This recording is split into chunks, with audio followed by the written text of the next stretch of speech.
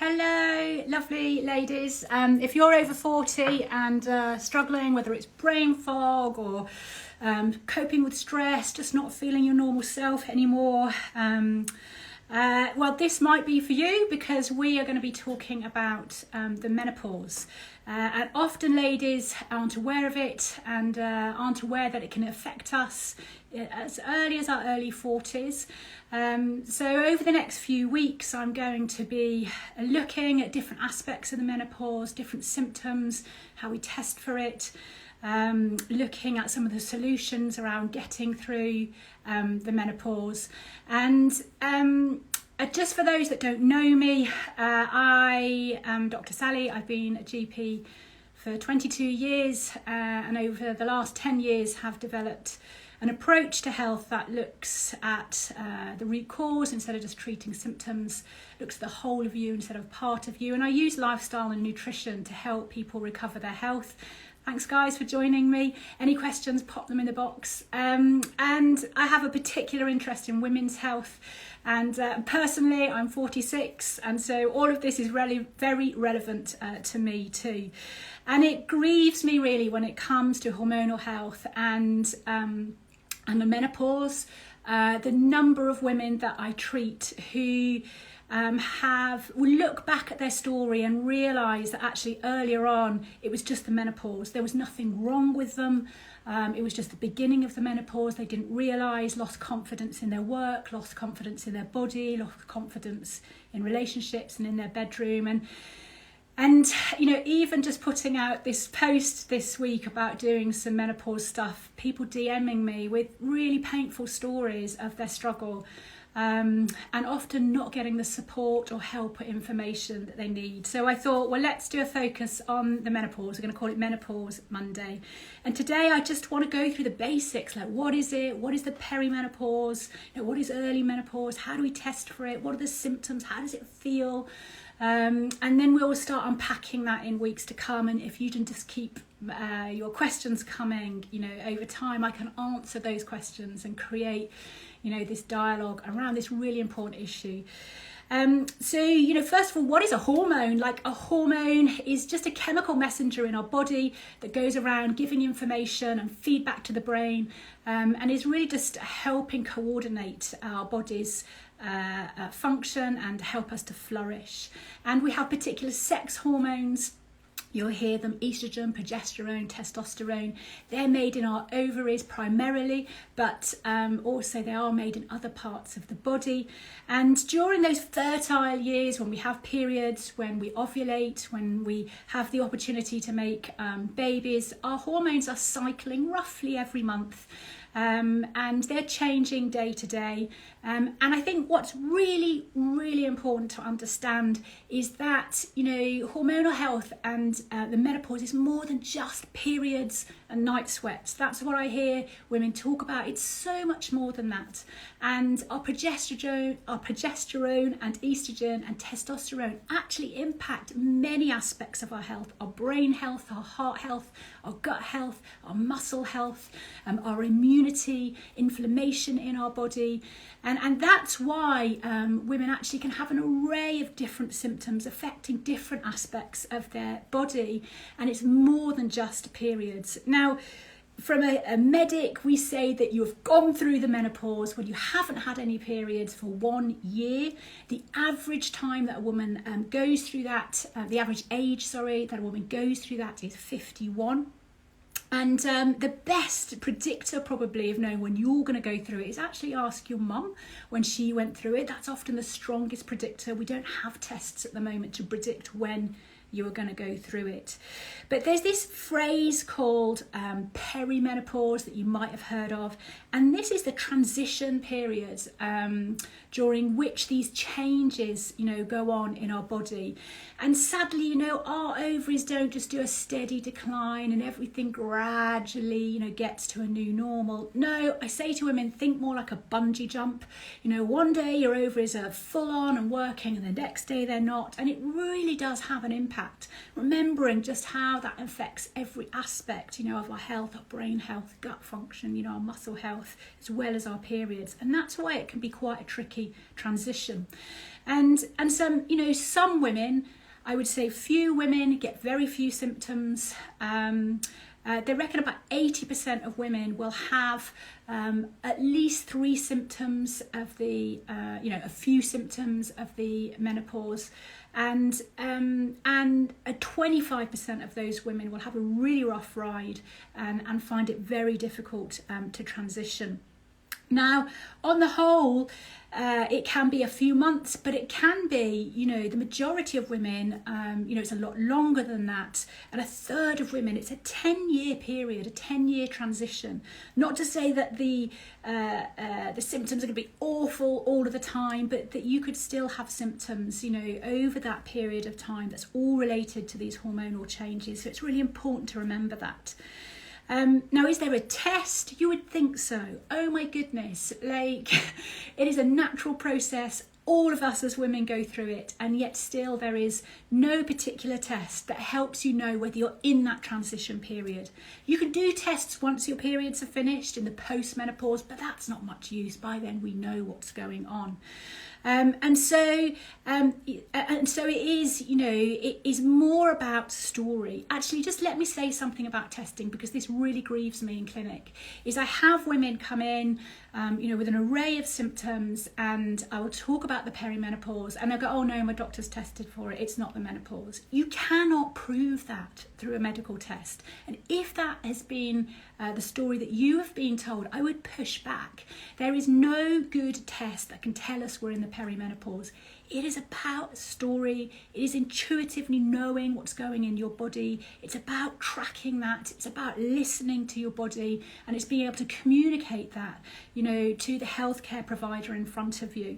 Now, we will go in on a later date why, GPs can get very hung up around hormone replacement therapy and the perimenopause, and often leave women, you know, in a lot of distress when there are things we can do, and we're going to do that in a separate session. But just want to stick with the basics, what the menopause is, what the perimenopause is. There isn't a particular test. It's about listening to story. It's about listening to your body. And then in terms of those symptoms, and this is what I would love to just put in your head, you know, if you're in your 40s and you wonder what's going on in your body, think, could it be the perimenopause? You know, just question and maybe dig a bit deeper. Because, as I said, your hormones affect so many aspects of your bodily function. And the experience of how the perimenopause... My husband has just come on this call. You don't need to know this, you live with me. Can you get off? Anyway, so, how does that feel for us as women in our bodies is very, very unique. And, you know, somebody next to you in the office will have a very different experience. And if you Google the signs and the symptoms of the perimenopause, this list comes up, 35 symptoms of the perimenopause. And what I want to say is that doesn't mean we're going to experience all of them. And like I said, some women will experience none. You know, 80% of us will experience a few of them. Only 25% will have a really hard time of it. So it can be a bit scary when you look. However, you know, there are many. The most common symptoms probably that we're more aware of are the hot flashes. But even that can be very different in experience. You know, for some women, they just need to stick their leg out at night from the duvet just to cool down. For other women, they can go flushed from toe to head. It's very distressing. They can feel really sweaty and red, and it can last a few hours. So even within each symptom, there's a degree of severity and a degree of how that impacts how we feel, you know, as women and in the different roles that we do. So the night sweats are a common complaint, poor sleep, poor concentration. Often when we're good at multitasking, and suddenly we just find we can't cope with the things that have been thrown at us. We don't have that mental clarity. Personally, I find word finding really difficult. I could be out with my best friend and I suddenly can't find her name. I mean, it's really crazy.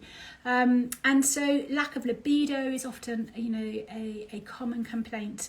And sort of tiredness and a issue around moods and irritability and worsening PMS.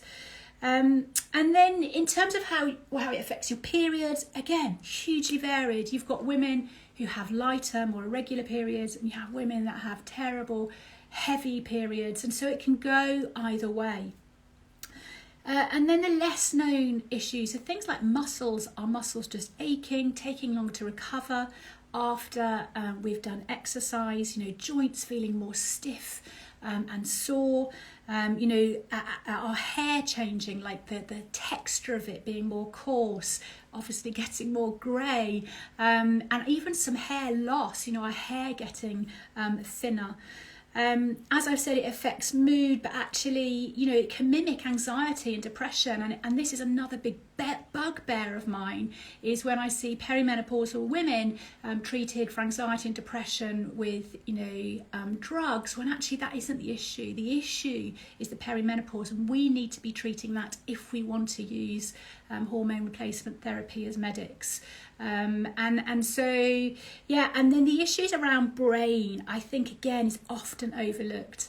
I only had somebody in clinic last week, and very, very competent in the boardroom, running things, a CEO of a big company, and her thing was she just suddenly couldn't find the words, couldn't make the decisions, felt like she had brain fog, where just you can't access those things that are there, and it's so undermining. And her experience is she was too embarrassed. She thought there was something wrong with her and never sought any help, never even crossed her mind that it was the perimenopause. And I think those are some of the subtle things that are often overlooked, and I think those things actually can really undermine our confidence in ourselves, our ability in our work, our ability at home, our ability to parent, and it can really erode our confidence. And then again, with headaches and migraines, they can go either way, but often, certainly recently, I'm seeing a lot more women present with more headaches, more migraines as they're going through this rocky time, with their hormonal health. Vaginal dryness and itchiness and soreness can be a real issue, making sex difficult. Often we think about libido and desire, but we often don't talk about these things, and they can be really embarrassing, and there's such a taboo subject about it. And there is stuff that we can do about it, and we don't have to suffer. And yes, there are other causes, for such symptoms that we might need to exclude, but once we've excluded those things, it can be perimenopause, and let's get to treating that. I see a lot of women presenting with more urine infections, and more problems around continence. So, a common thing is I used to go for a run and now I can't. I've got to wear pads. That sneeze, I've got to cross the legs beforehand. And so lots of issues around continence and urine infections as women can go through the perimenopause. Again, that often isn't associated with that. And there are other causes for that, but we need to remember, to once we've excluded those causes, we have to consider, are we considering perimenopause? So, that is what is it? What's the perimenopause? When it might happen? How long it might last? It's a bit about, is there a test? We've touched on the whole symptoms. You're not going to get all of them, but majority of us will get a few of them. And I want to just leave it there because I want to keep these short, and I'm in the middle of clinic actually at the moment, so I need to go back. And as I'm collecting questions, like there's been some heart-rendering things there about brain and brain fog and difficulty sleeping and anxiety. And so over the weeks we'll just start unpacking some of those things, exploring what might be the other causes, but also looking at how we can help that. We will have a whole session unpacking HRT and the history of that, and why it's got a terrible history, and why a lot of GPs aren't, it hasn't got a terrible history, it got really misrepresented. And we need to look at that again and look at the safety profile of it, as it might be a real viable treatment for women going through that time. You don't have to wait till your periods have finished. It isn't a post-menopause thing. It's something that can help us through that, as well as lifestyle. What can we be doing around our lifestyle and nutrition, and other allopathic things where there's some research that might be helping you through this time. we don't have to suffer like as women just because of our hormones. You know, a lot of the research, just generally for medical research, they treat women like little men. We are different physiologically. And so I just hope this will help with awareness. I hope it will point you in the right direction of when to get help as we unpack this. So I do have a newsletter sign up list that I'm now doing just for women. So it's on the post. So if you do want to kind of hear more, if you want to hear about what I'm doing, I see women in clinic. I'm designing courses to help women recover their health too. And I've got some retreats coming up in January and February, not just for women, but just getting away and looking at our lifestyle and how we can recover our health. So thanks for joining me today. You know, do raise awareness. If you're 40 and over, or if your friend's 40 and over, let's not blame everything on our hormones, but let's consider that they may be the problem for why we're struggling. Don't struggle alone. Let's find some resources. Let's do this together. We're all going to go through it together. Have a great day, and let me have your questions. And it's great. Thanks for joining me. I didn't have any questions today, I don't think, but besides me telling my husband off for joining us, he's so naughty.